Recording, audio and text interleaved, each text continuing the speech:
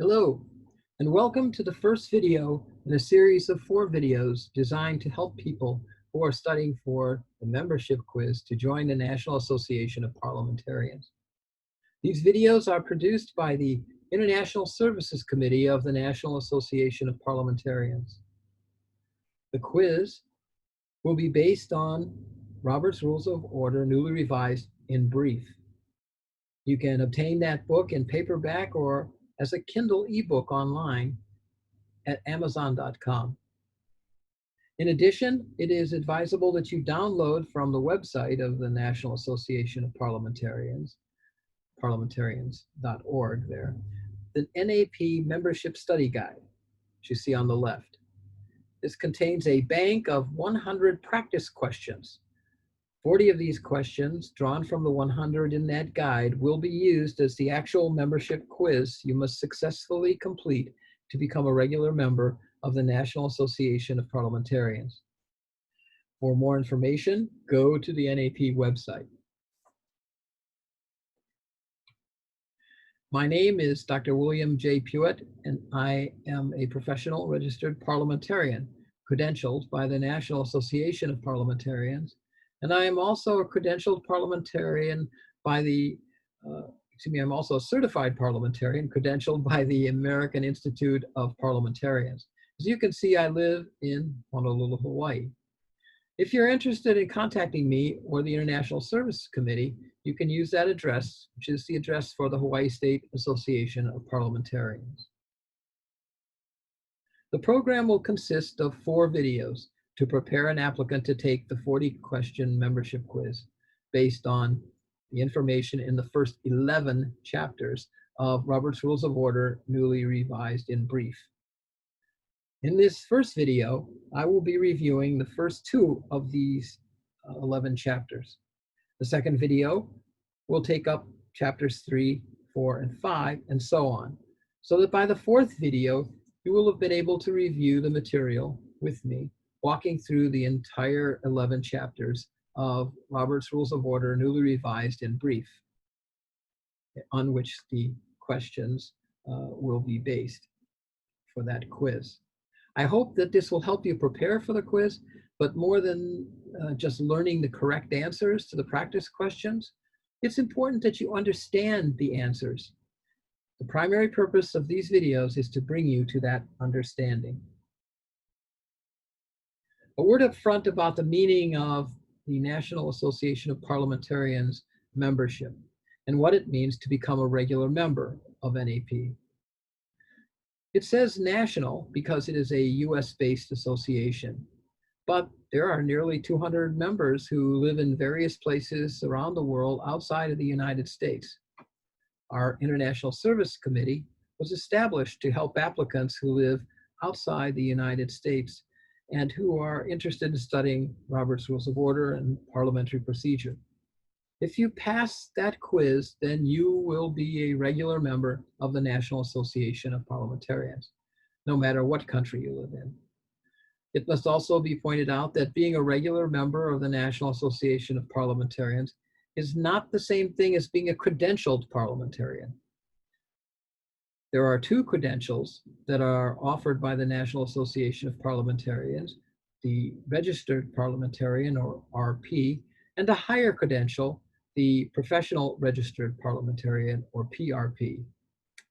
To become a credentialed parliamentarian through NAP, you can see there's a series of exams involving quizzes, written assignments, and even serving now as a parliamentarian in a simulation. More details about how to become a registered parliamentarian are on the NAP website. It's certainly a lofty goal to become an RP or then move on to become a PRP. And we hope some of you will pursue your study into credentialing. Okay? But again, we must emphasize, being a regular member does not make you a credentialed parliamentarian. So now we get into Robert's Rules of Order, newly revised in brief, and the material in the first 11 chapters. If you have your book with you, turn to page 3 and follow along as I go through the definitions of parliamentary procedure, deliberative assembly, and parliamentary authority.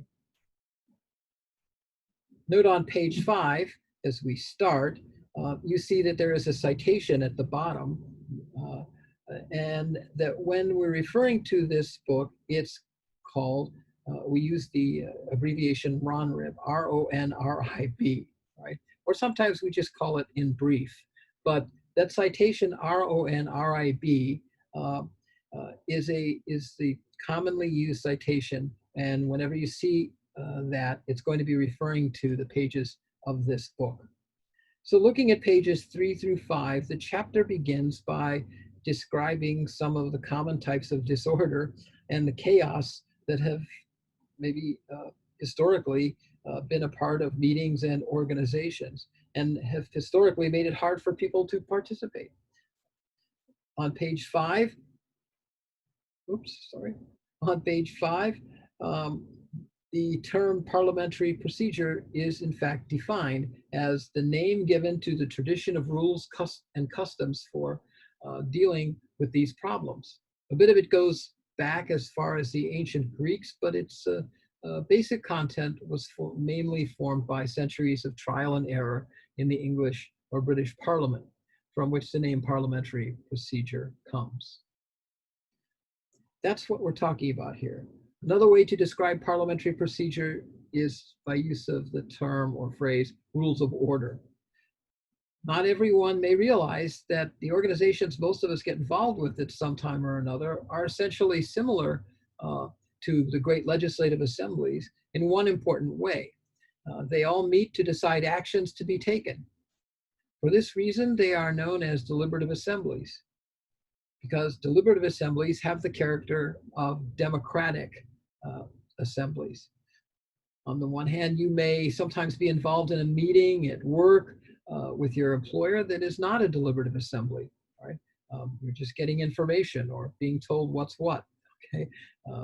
But when you are in a group or society, even if it's not a legislative body, but it is autonomous in its decision making, then and makes those decisions in as much as possible a democratic way, such a group is then known as a deliberative assembly.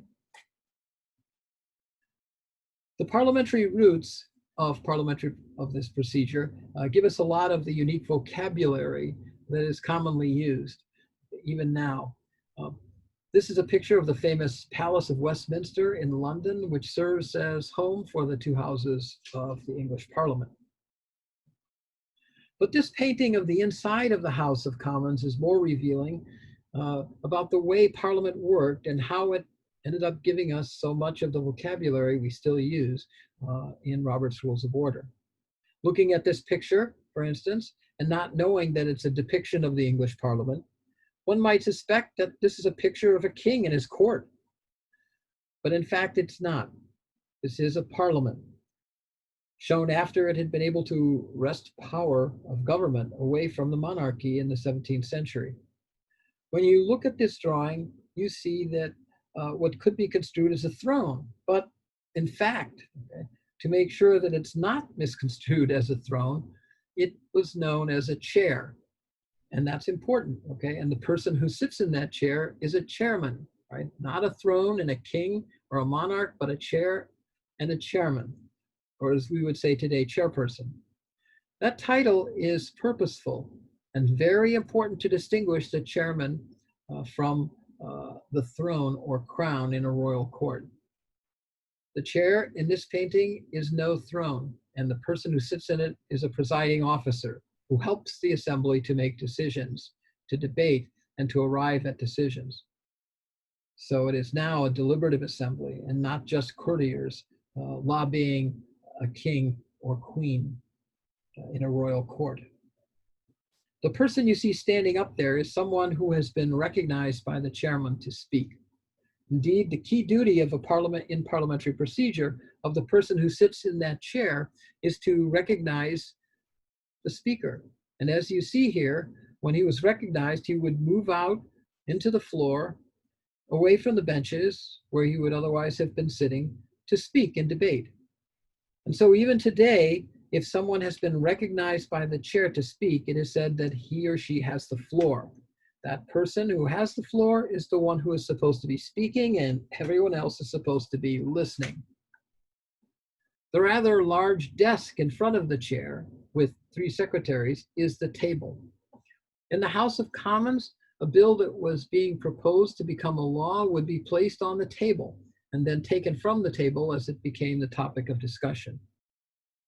So these physical things created a terminology which has historical roots in the House of Commons. Now, though, it's more figurative in its application.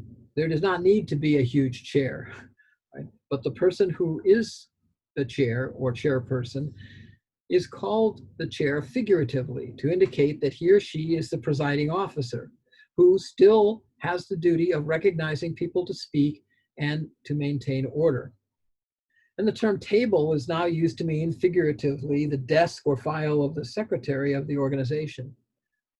When it is said that business at hand is on the table or taken from the table or laid on the table, the meaning is derived from that big table in the House of Commons. Although the meaning of the table and these expressions in British Parliament is not quite the same as it is now in Robert's Rules of Order. The reference to the floor in parliamentary procedure, regardless of what kind of place you have your meeting or what kind of floor there, is a figurative way to refer to the attention of the assembly of voting members as recognized by the chair. Finally, the parliamentary term House is taken from the House of Commons originally. Now it is used to refer figuratively to the body of voting members at the meeting and not the building or structure itself. Hopefully these terms shouldn't be too confusing to you after a while. When the United States separated from England, the founders were concerned about losing centuries of what was called common law that had developed and evolved in England. One of the biggest concerns was expressed by Thomas Jefferson, the first vice president of the United States and therefore president of the Senate. He was really concerned that the rules developed over the centuries in Parliament would no longer be applicable in the US Congress. So he took upon himself the task of studying parliamentary law and practice and created his famous Manual of Parliamentary Practice to guide the conduct of business in the Senate. A lot of what we think of as parliamentary procedure dates to Jefferson's Manual of Parliamentary Practice. But the huge leap occurred years later. The usage that we see from the time of Thomas Jefferson was specifically designed for, if not Parliament, Congress or some other legislative body, which was designed to help lawmakers with a procedure for hearing bills through the process of first and second and then third reading, etc., till a final vote could be taken to decide if the measure would be enacted as a law. As time passed, however, particularly in the United States, there was an amazing growth of various organizations and societies which were non-legislative in character, but needed some guidance or rules to give order to their deliberative assemblies. After the US Civil War, in particular, all manner of such organizations and societies like unions, trade and professional associations, mutual benefit and benevolent societies were born. Henry M. Robert had been an officer in the Union Army during the Civil War when he was asked to help preside at a meeting of such a society. No doubt in hopes that his military uniform and demeanor would have a sobering, if not calming effect and help create order in that meeting. But the experience turned out to be chaotic and uncontrollable, and Henry M. Roberts, by then General Robert, was very unhappy, and he determined that he would never do that again until he knew something about parliamentary law and procedure. Being an engineer, he undertook a formal study, much as Thomas Jefferson had done for Congress 100 years earlier. He produced a book not intended for legislative bodies, but for organizations that nevertheless need firm guidance to conduct their business. This was his book. He called it The Pocket Manual of Rules of Order for Deliberative Assemblies, and it was published in 1876. He had to self-publish, and as a result, he was working with C. Griggs and Company, right, who decided that his title was too long for the cover, so they abbreviated it pretty much without his permission when they published it. They put on the cover instead, Robert's Rules of Order. This was not his intended title, but it's been the name of this manual ever since, Robert's Rules of Order. His idea was to have something like a manual that a person could easily have in their pocket to quickly show the basic rules of order at a meeting of a deliberative assembly. Since 1876 until the present day, it has expanded. Right? First by Robert himself, General Robert, as he had received over the years, final years of his life, a lot of letters and questions, and tried when he did a second or third or fourth edition to add those answers into the book. So it ended up growing in size to become a little more substantial than his original manual. After he passed away, it went to his relatives. So we have a Henry M. Robert II and Henry M. Robert III. The current edition of Robert's Rules, called Robert's Rules of Order Newly Revised, is the 12th edition. And you'll see that Henry M. Robert III is listed as one of the authorship team. Sadly, he passed away before its publication. The family created a Robert's Rules Association Trust to maintain control over the manual and continue its updates. Whenever anybody refers to Robert's Rules of Order, they're referring to this. And as it becomes a new edition, they're referring to the latest edition. If you have or have seen a copy of the current edition of Robert's Rules of Order, you will know it is over 700 pages. And there's no indication that it's going to get smaller as it goes into later editions. It's so large that people just starting to learn this procedure are commonly overwhelmed by it.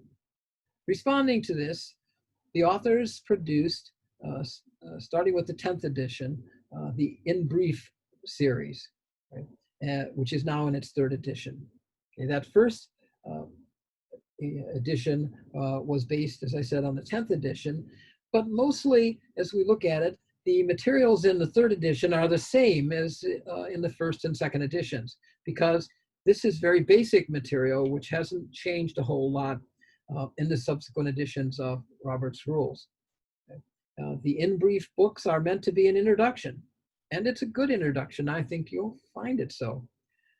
The primary reason for making the new 3rd edition and updating it is so that it can be cross-referenced to Robert's Rules of Order, newly revised 12th edition. All the answers and statements in the book now have parenthetical references to that edition of Robert's Rules. The membership quiz you are preparing for is now based on the 3rd edition, which you see, and that's the color of the book. Make sure if you haven't got one yet that you get the correct edition, the 3rd edition. It's important to understand, and this is noted specifically on page 7, that this introductory book is not itself the rule book. Only the complete Robert's Rules of Order, newly revised, is that. So this book is here to help you learn what's in the big book. It may be enough to satisfy you, or you may find yourself wanting to read deeper and explore the 700-page full text of Robert's Rules of Order, newly revised. So let's look at the 2nd chapter. What happens at a meeting?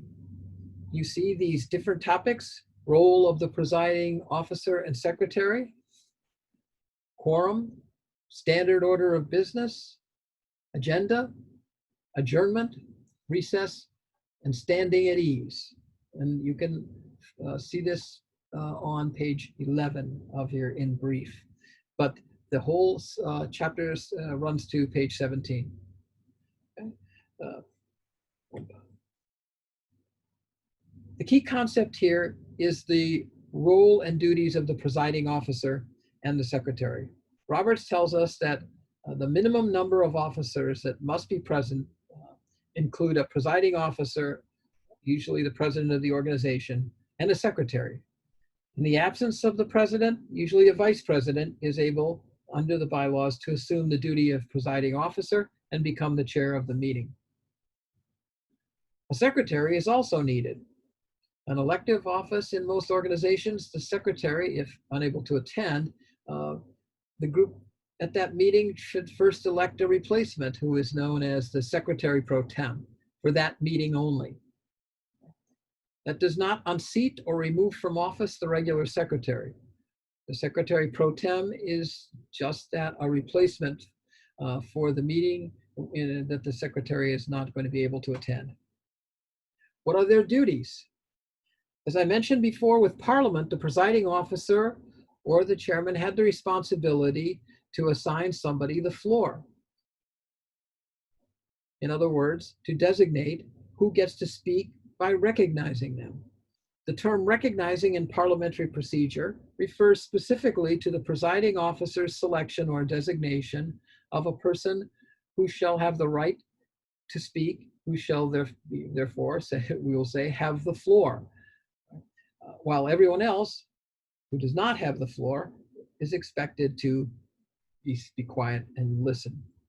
In addition, the presiding officer has the duty and job of enforcing the organization's bylaws and rules of order, making sure that people abide by the rules that they have adopted. The secretary, of course, is also very important, which is why you'd have to elect a replacement pro tem if the regular secretary is not there. Because the secretary must take the minutes. They must create the written record of the meeting, and this is very important in lots of different regards, and not just legally, but for the recording of the history of any society or organization. You can see this on page 12 in brief. You'll notice the footnote on page 12 that's very important to remember. The presiding officer and the secretary are the minimum essential officers that must be at a meeting. That's why you may not have a treasurer there, but you definitely need a secretary and a presiding officer. Okay, the next topic is quorum. Quorum is one of those words that you don't usually hear in ordinary parlance, and probably never used it except in the context of parliamentary procedure. Quorum has a unique meaning in parliamentary procedure. It is the smallest number of members who must be present to transact business. For any society or organization who meets on any kind of regular basis, must decide what is a quorum. In other words, how many people have to be there in order to legally do what needs to be done and conduct business. The general rule, as you see in the third bullet here, is that the quorum of an assembly is a majority of all the members if the bylaws are silent. That phrase, if the bylaws are silent, is important because it can be impractical for some organizations to use a majority as quorum. For instance, a church organization may have lots of members they consider, or at least people they consider as members of their congregation who show up at services, but they probably do not have an exact number they cannot reliably use, therefore, such a number to calculate a majority. In that case, instead of going by majority, it's possible to set a minimum number in your bylaws, commonly a much smaller number. I've known churches that have thousands of members attending services, but their quorum is something like 50 or 100. It should be based on what is practical for the organization to get business done. So it's important that there be a definition of quorum if you're not going to use majority of all the members, and that definition be in your bylaws. Roberts also says that quorum should never be a percentage. If you're going to set a quorum in your bylaws, do not use a percentage. Right? It should be always a whole number. Obviously, if it just says 10%, for instance, of all the members of the church, you wouldn't know what 10% is unless you had an absolute number known of how many members that you have to begin with. So having a percentage is not a very useful way to determine if you have a quorum. A whole number is much better, okay? The appropriate number will vary from organization to organization, okay? You want one to make sure that smaller than that, you don't really want to have the group taking action in the name of the organization. But you also don't want the organization to be paralyzed because they can't get the requirement of quorum that's set in the bylaws, or a majority of the members that would be provided if your bylaws are silent on the subject. The importance of quorum, as you see in the second bullet, is that action taken at a business meeting of any organized society is not legally binding without it. There are some exceptions, as you can see at the bottom of this slide in the asterisk, but no particular motions that will involve committing your path or committing the resources or the finances of your organization can be legally adopted at a meeting in which there was not quorum. However, there are a couple of basic things that you can do according to Robert's rules, even if you don't have a quorum. So you see there in the asterisk, you can adjourn. You don't have to sit around and wait for people to show up in order to, once the meeting is called to order, and you don't have to have a quorum to call the meeting to order, right? So you can call the meeting to order and hope that quorum will arrive. But what if it doesn't, all right? Then you may need to adjourn. So a motion to adjourn can be adopted even without a quorum. Likewise, the motion to recess can be made even without a quorum, particularly if it is combined with some form of a motion to take measures during the recess to obtain a quorum. Right? And so those are legitimate things to do and motions to make even without a quorum. Finally, there is a special motion you may never have heard of before, the motion called fix the time to which to adjourn. And so the motion to fix the time to adjourn or to which to adjourn creates a continuance of the current meeting using the same agenda.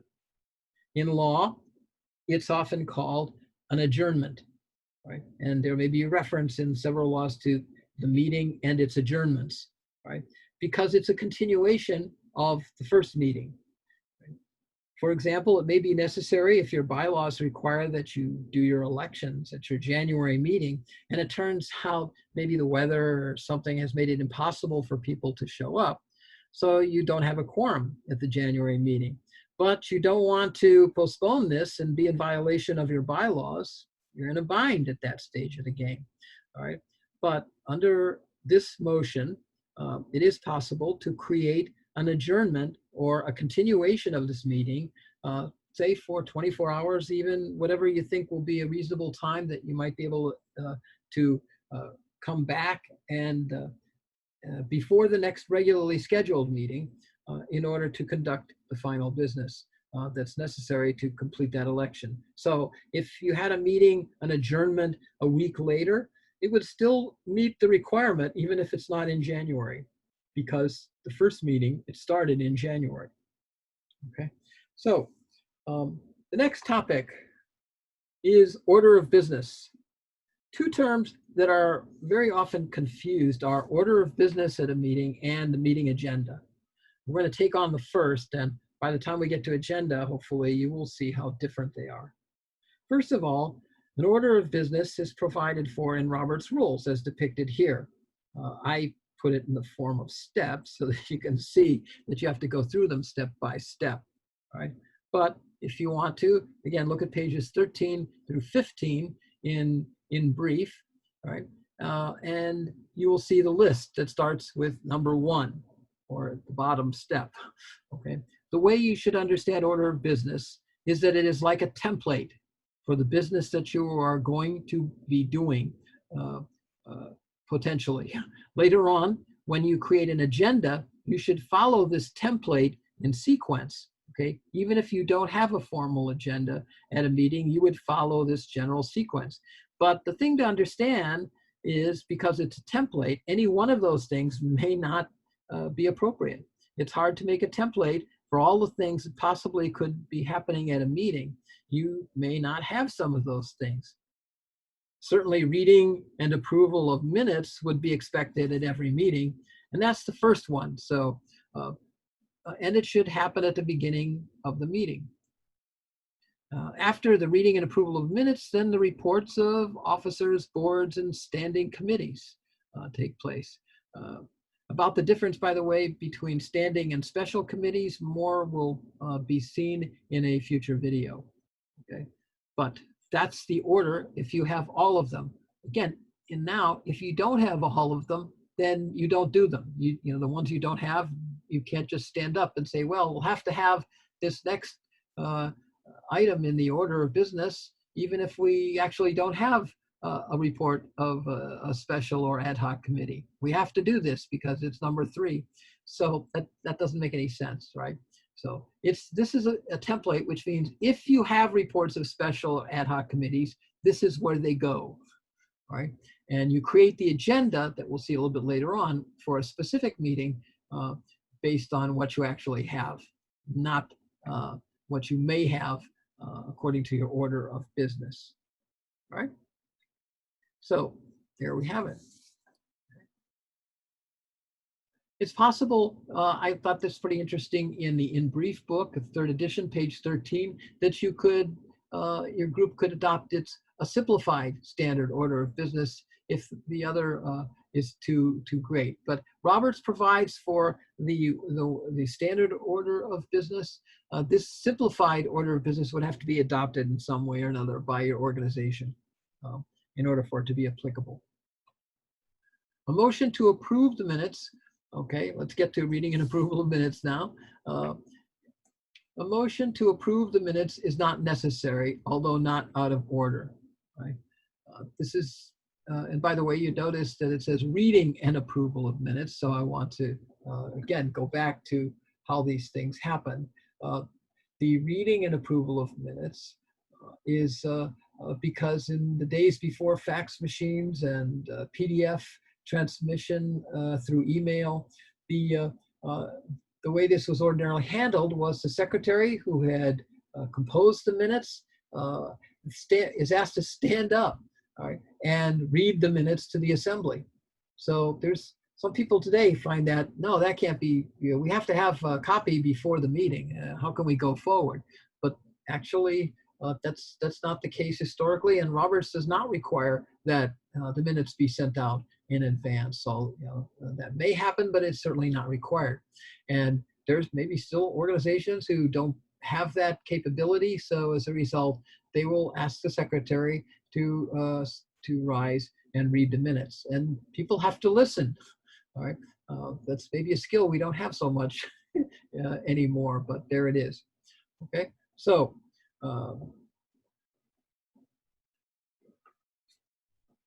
A lot of people don't realize that motion is not needed to approve the minutes. Although a motion to approve the minutes is not out of order, you really don't have a choice about having minutes, and one way or another, you're going to have to create the official record. So this isn't a topic where you're going to argue, I don't want to have minutes. So that's why instead of using a motion, the chair is supposed to simply say, after the minutes have either been read or the reference to the fact that they've been circulated or distributed, the chair says, are there any corrections to the minutes? Presuming that motion. And pauses. Normally corrections are made without objection, but if there is a dispute, there can be debate and a vote on the proposed correction, which is handled like an amendment. Okay? And then after that correction, now again, most cases, the corrections are simple typos or omissions of people's names or things like that. So they're not very controversial. And as a result, when somebody says, oh, can you please correct this? The chair, can pretty much presume that, okay, if there's no objection, and by that saying, if there's no objection, the correction gets made. It's done by unanimous consent, and it's not a problem. And that's really how minutes are almost always going to be handled. by unanimous consent, even the corrections. Right? So as you can see here, though there can be debate and vote over a proposed correction, that would usually only be if it was a super controversial one. Thereafter, the chair will say if there are no further corrections, if there have been some, the minutes are approved. Or if there are no corrections, the minutes are approved after you've asked, the chair has asked for corrections. Only after the minutes of a meeting are approved in this way do they become the official record of what happened. So page 14, as you see in brief. Often the secretary sends out draft minutes of the previous meeting before the meeting at which they are approved, to be approved. If this happens, they don't have to be actually read at the meeting unless a member insists. So if one member insists that they be read, then under Roberts, you would have to do that under Roberts rules. When draft minutes have been sent to members, the chair might begin by saying, the minutes of the previous meeting have been distributed. Are there any corrections to the minutes? So, and by the way, a little sidelight here, in the 12th edition of Roberts, the new edition of the full book, there is a requirement that when you send out draft minutes in advance, the minutes have to be clearly marked draft. All right, so keep that in mind if you're doing that. Then we move on to the reports of officers and committees. So these are some of the things to know on page 14 there of your in brief. If an officer makes a recommendation, he should himself move its implementation, but such a motion can be made by another member as soon, I say he should not himself move its implementation, but such a motion can be made by another member as soon as the officer has concluded his report, right? So that's if it's an officer's report.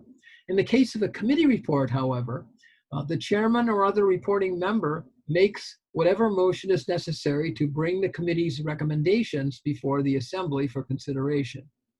Such motions arising out of an officer, board, or committee's report are taken up immediately. They're not under new business. And it should be understood that you're not adopting, we'll see later on, we talk more, I think, about reports, that there's no need to adopt a report. In fact, it's a bad idea. Reports should not be moved.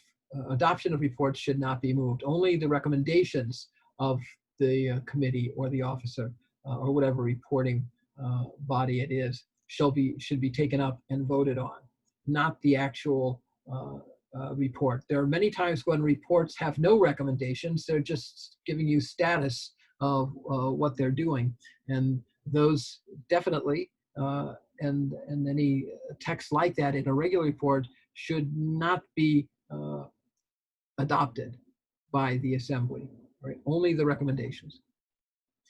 Then we get to unfinished business and general orders. And the first thing to remember about this is that it's not to be called old business or old topics of discussion. And in fact, that's not what it refers to. It's not old business or old topics of discussion. It's not unfinished topics of discussion, except in the sense that if there was a motion made earlier, then it can become unfinished business at the next meeting. So that's what you see there on page 15. Sorry about that. The item, if any, that was actually in the process, of being considered when the last meeting adjourned would be unfinished business. Or any item that was scheduled to come up at the last meeting, but like it was on the agenda, but it was not reached before the meeting's adjournment, is then taken up in order in which they were due to come up at that meeting. Right? So, and you can also have, again, a motion that was debated or at the last meeting, and then the debate ended up in the motion being postponed to this meeting, in which case, again, it's unfinished business. Right? And I always like to let people know that when we use the term business in this respect, by and large, we're talking about a motion, not a discussion topic.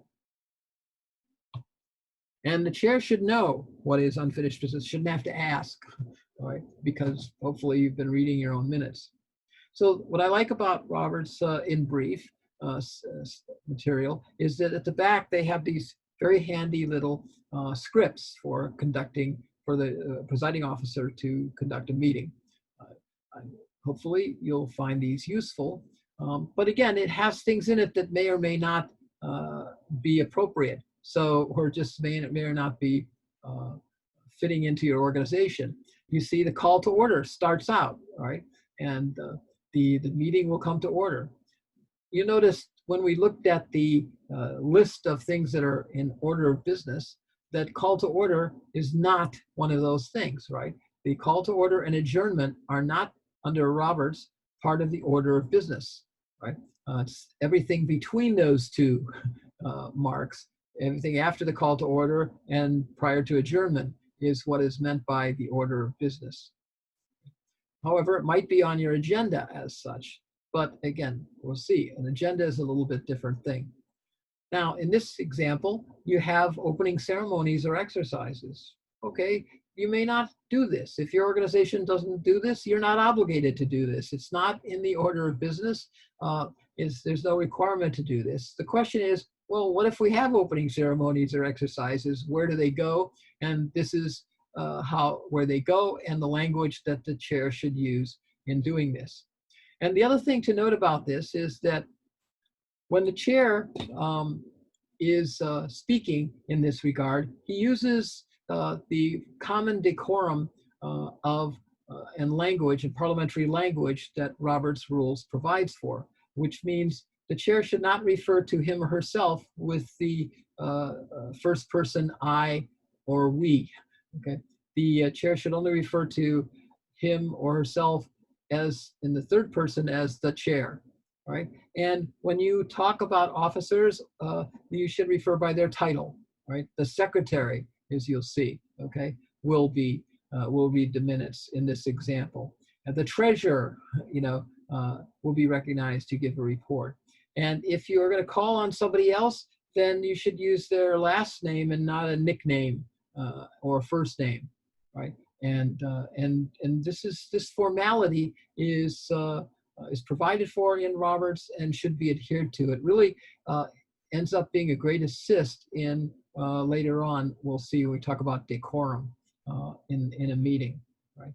So the invocation will be given by, that's the language, okay? Or the singing of the national anthem will be led by, or the Pledge of Allegiance, etc., will be led by.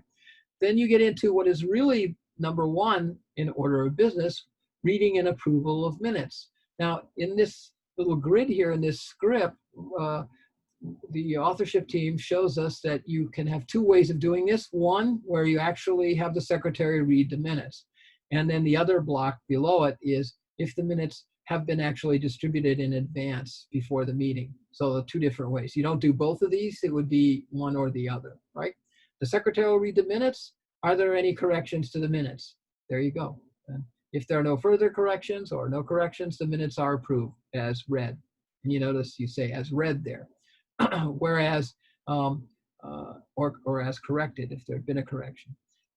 Whereas the second block, the minutes of the previous meeting have been distributed. Are there any corrections? That's similar.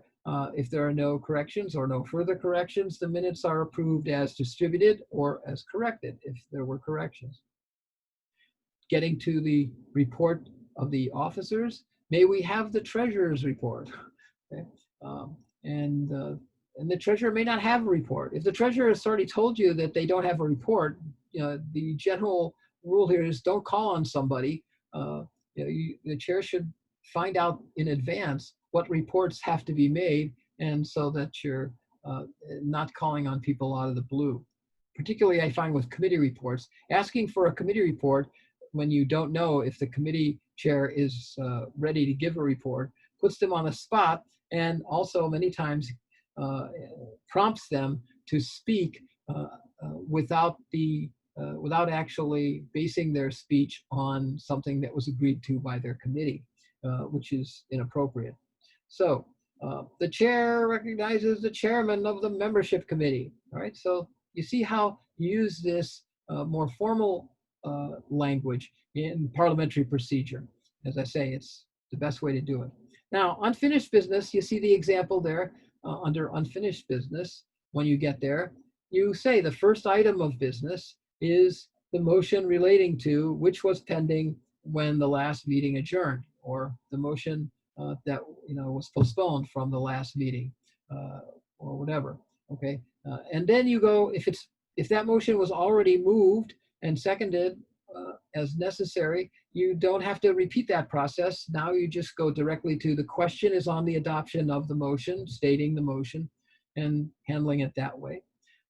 And then moving on to the next item of business as you go there.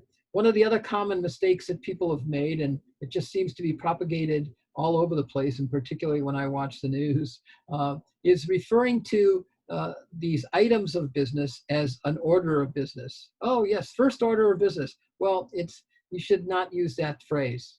Okay, there's only one order of business for a meeting, right?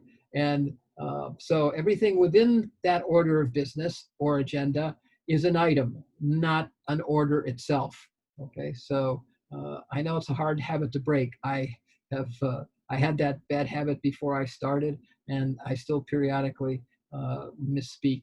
So it's the next item of business, not the next order of business, right?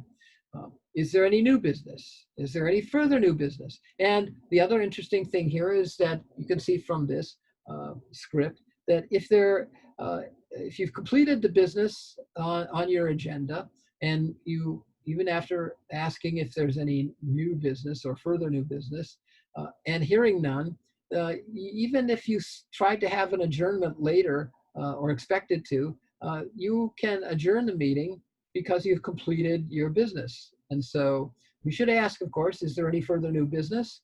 And after that, and it's quiet, okay, then you can say, since there is no further business, all right, then just stand and resume slowly to allow somebody to change their mind. The meeting is adjourned. You can just declare, the chair can just declare the meeting adjourned. Okay, so we're going to look at these a few motions now in the rest of our first video. What is a recess? Okay, by definition, a recess is a short intermission that does not close the meeting.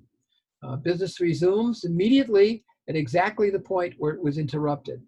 All right, it is a privileged motion only if the recess is to begin immediately and made while another question is pending. So you're going to see the reference under these privileged motions, and the reason they're privileged is they can be brought up. They are generally not debatable. There may be a reason to amend them. Like, for instance, here, it could be amended as to the length of the recess. And a majority is usually adequate to handle the adoption of such a thing, and if not, unanimous consent. So that's what we mean when we talk about a privileged motion. Okay, they have those characteristics of maybe requiring a second, but generally not being debatable, and often very limited amendment is possible. All right. So, and by the way, I would discourage people from moving to recess for a length of time, like 10 minutes or 15 minutes. Those almost never work out. And when people say, I move, we recess for, or the chair proposes, if there's no objection, we'll recess for 15 minutes or 10 minutes or 5 minutes, particularly when they say 5 minutes, take 5, I don't know.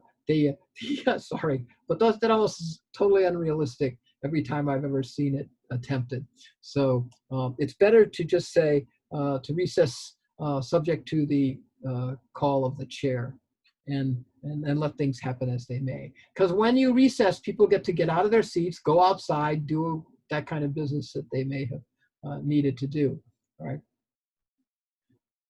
Adjourn is also a privileged motion, but again, it closes the meeting, not just interrupts it, right?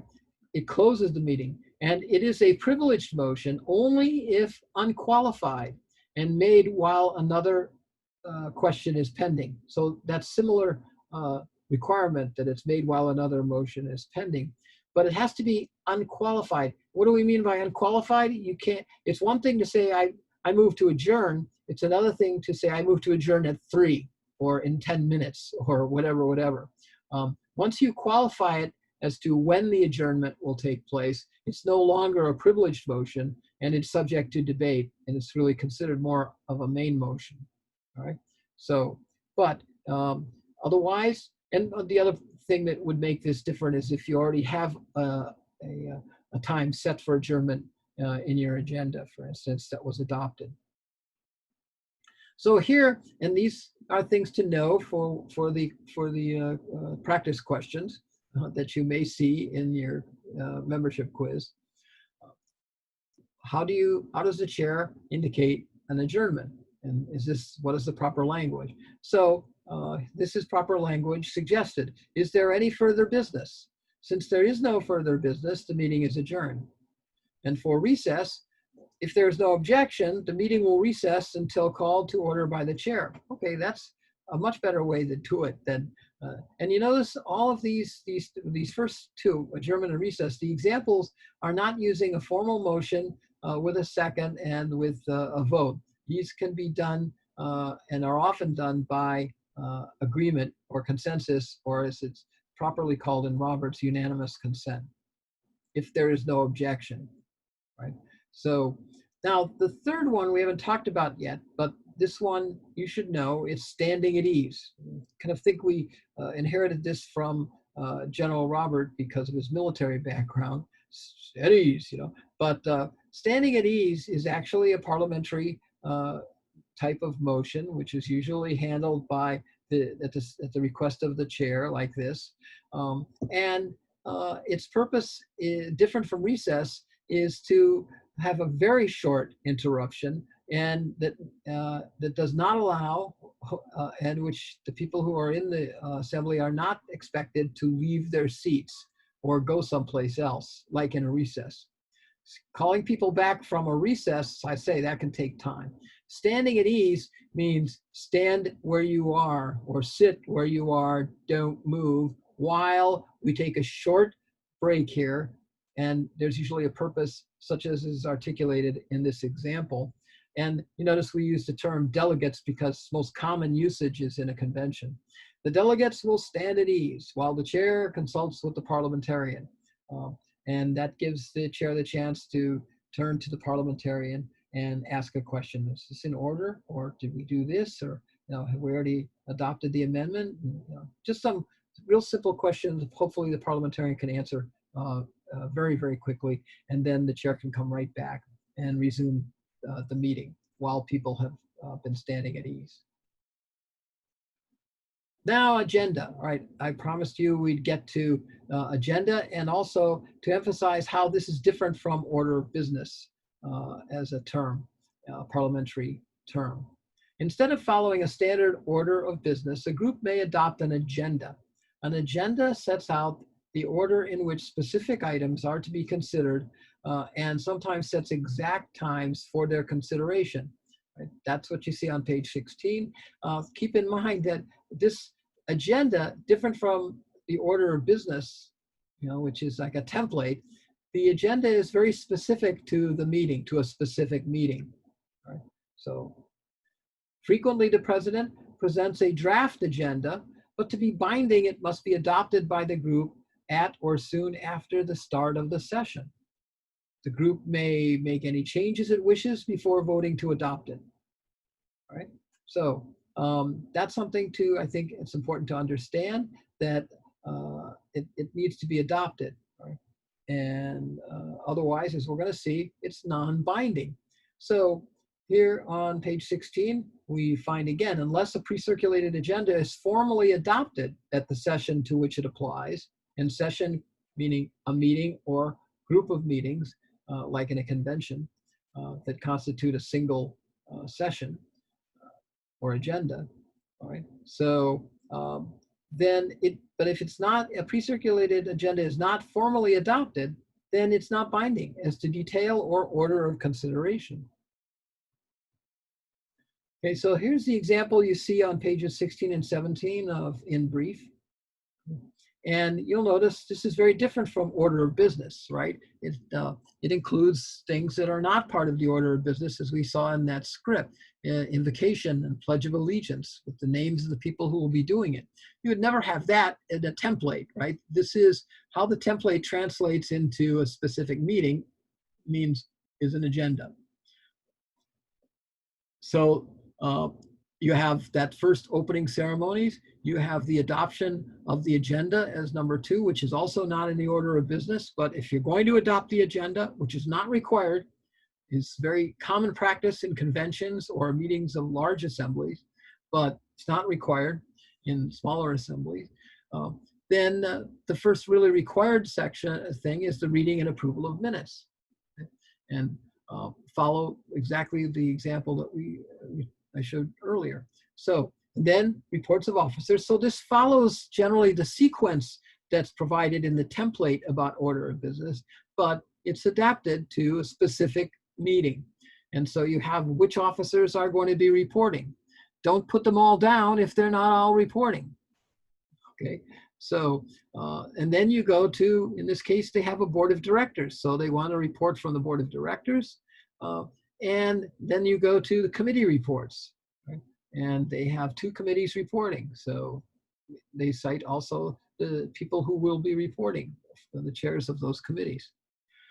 And the other thing to note about this agenda is that it actually comes with times, right? So you see at 9 a.m. is when it's expected to begin, all right?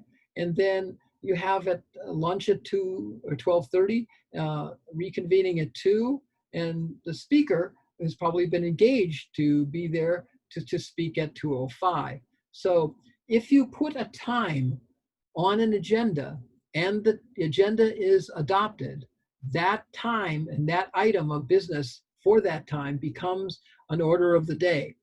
And any member of the assembly can rise. If it's past 12:30 and you have not had your break for lunch, then somebody could rise and call for the orders of the day to insist that you go to lunch now and not continue whatever it was you were doing, such as a committee report. Okay? And if you're doing business or you've reconvened and you want to go back and deal with the committee reports, if somebody could again call for the orders of the day, because on the agenda as adopted, it's 2:05 and it's time for our speaker. So that tells you to begin with, don't put a time on the agenda unless you are very serious about it, because it becomes an order of the day and you can be obligated to go through with it unless 2/3 of the assembly is willing to not follow the orders of the day. So, okay, that's an agenda. Right? Adjourn is there, opening ceremonies is there. Those are not parts of the standard order of business, but it generally follows the sequence in the order of business as provided for, which is, like I said, a template. So also in brief, 3rd edition on page 120, there's a very interesting question that often comes up. And this is the cool thing about this book, I should say, is that even though we're looking at the first 11 chapters for the quiz, there are some really good material in the rest of the book, including the question and answer series. And in that series, there is this question 14 that asks, how can I get an item on the agenda for a meeting? So if you have your book with you, let's look at that. It's on page 120. And it should look something like this, right? Okay, and the answer is, for a proposed agenda to become the official agenda for a meeting, it must be adopted by the assembly at the outset of the meeting. Okay, we already said that, right? At the time that an agenda is presented for adoption, it is in order for any member to move to amend the proposed agenda by adding any item that the member desires to add, or by proposing any other change. Okay, so that answers the question. How can I get an item on the agenda? Right, when it's up for adoption, then you can move to amend the agenda to add something in, if that's what you want to do. It is wrong to assume, as many do, that the president sets the agenda. When the president sends out a proposal or a proposed agenda, it's non-binding.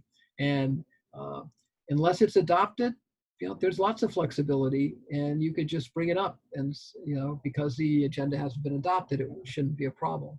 But if it has been adopted, then when it's being adopted would be the time to propose an amendment to add the item that you were hoping to add. After an agenda has been adopted by the Assembly, no change can be made in it except by a 2/3 vote, a vote of a majority of the entire membership or unanimous consent. So those are your three options. And in some cases, a majority of the entire membership is actually a lower number than a 2/3 of the people who are present and voting at the meeting. So it just depends on the type of assembly. But the easiest one, which I always recommend people go first with, is to try for unanimous consent by asking, if there is no objection, we'll add this to the agenda. And if there is no objection, that meets the requirement, either requirement of 2/3 or majority of entire membership. Okay, so there we have it. All right. We are pretty much at the end of our first video. I point out to you again the study guide that I noted at the beginning. In the study guide, you should review the materials that we've just gone through, which will be in the practice questions 1 through 12 on pages 9 and 10. Now, those pages are not numbered, but that's pretty much where they are of that study guide. See if you can get the right answers to those 12 questions, and be sure that you understand them. Right? If not, go back and look at the video again. The next video we'll be going over will be covering chapters 3, 4, and 5 on pages 18 through 51 of the In Brief. Right? So, and the topics, as you see there, are handling a main motion, debate, and amendment. Okay? Read the chapters before looking at the video. We hope this video has been useful to you and that it helps you understand these ideas, definitions, and concepts. Likewise, we hope that you will keep going on through the set of the 4 videos. The next video should be available in the same place and in the same way as this video. Until then, goodbye, and thank you for your attention.